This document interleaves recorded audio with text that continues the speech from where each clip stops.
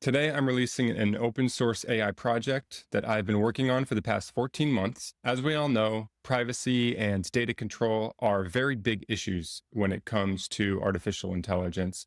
There's so many companies that are telling us that we should just trust them with our data and that our sensitive information will be safe in their hands. I see that concept as fundamentally flawed. We need a way to use agents that were built by other companies or by other people without having to trust those other companies or other people with our sensitive information. I couldn't find any good solutions for running third-party agents on my own infrastructure, so I built AgentSystems. AgentSystems is an open runtime for executing third-party agents without having to send sensitive data to the creators of those agents. Anybody that cares about security can use it. Home lab enthusiasts, companies with sensitive information, privacy professionals. The platform is designed with a zero trust approach. It's Apache 2 licensed and there are no fees. The purpose of the project is to create an open ecosystem of agents that can be pulled into any infrastructure that the user wants to run those agents in. So you can run it on a Raspberry Pi, you can run it on a desktop with a 4090, you can run it on a virtual machine in AWS, wherever your data is. The idea here is that the third-party agents are coming to where your data exists rather than having to send your data to third-party agents. There are a few core principles that allow this to work. The first is that agents are containerized and are orchestrated by the AgentSystems gateway. The second is that when a containerized agent executes, your inference resources are injected at runtime. So it's using your local models. It's using your API keys. It's using your infrastructure and compute. Next, we use egress controls designed to default deny network traffic.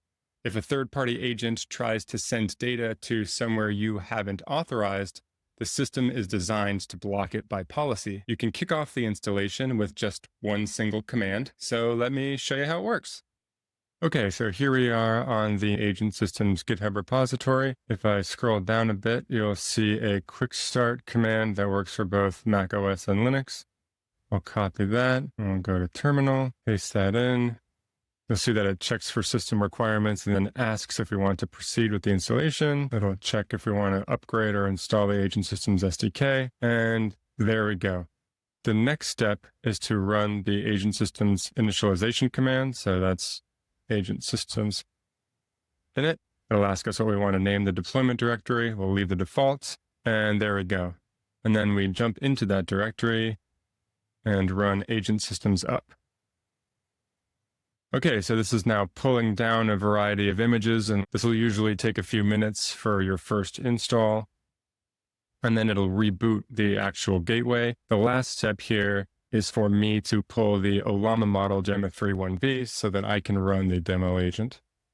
I will do that, and I'll fast forward here while this takes just a moment. Great, so now I can go to the actual user interface. Okay, so here we are on the AgentSystems dashboard where you'll see overview information, system performance, etc. The agents that we execute live over here on this Agents tab. So here's the Hello World agent, which comes pre-installed by default. So I'll go ahead and click into that. Agents are auto-started when they are invoked, but we can also turn it on directly. Once the agent is active, you'll see that there's a bunch of runtime metadata that is available. We include a description of what the agent does. In this case, the agent tells a brief story about the events of a specific date. Again, this is just an example to show the agentic capabilities running on your own architecture. The date is in this payload here. We can also see that there is a model dependency of Gemma 3.1b.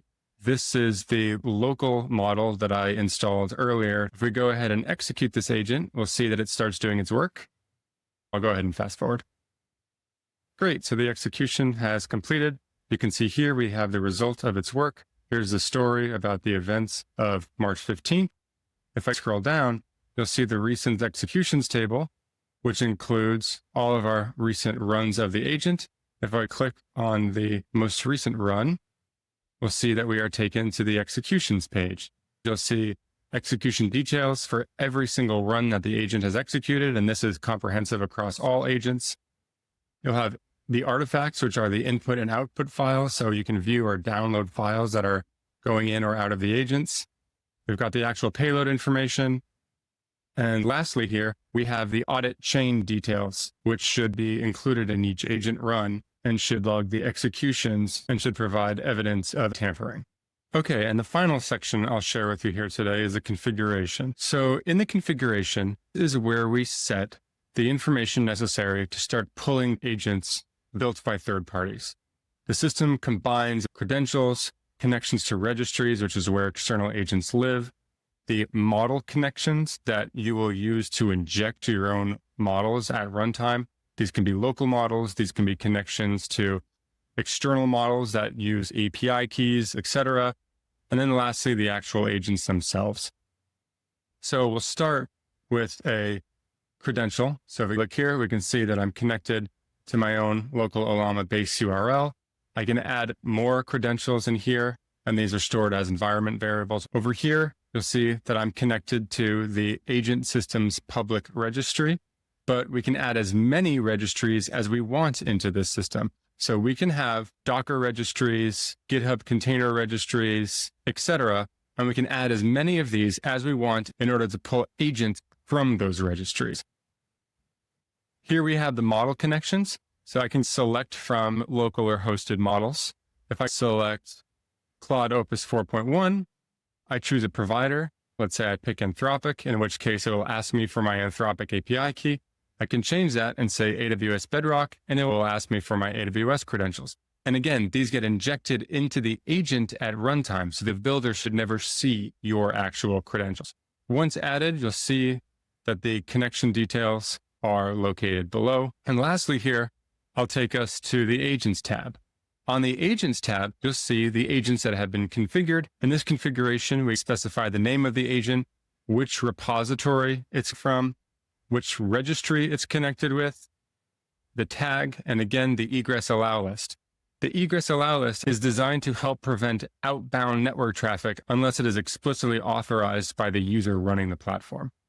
Once agents are added, they appear down here in the list, and you can add or remove them as necessary. So now you've seen the platform. It's open to the community to test and improve. I'll be creating agents myself, but the real power of the system comes when agent builders start creating specialized agents for their own domains. So if you have expertise in a specific area, build an agent for it. If you're a security researcher, kick the tires and help us to improve the security of the platform. If you're a developer, we need contributions. If you're an organization that needs it, deploy it, try it out. The platform is Apache 2 licensed, so build whatever you want on top of it. Of course, this is early stage open source software, so test it thoroughly before any critical use. So that's AgentSystems, an open platform for running third-party AI agents on your own infrastructure. The entire code base is available on GitHub. The link is in the description. Feel free to join the Discord community to connect with other builders and star the repo if you believe in what we're building. Together, let's build an open agent future. Thanks, everyone.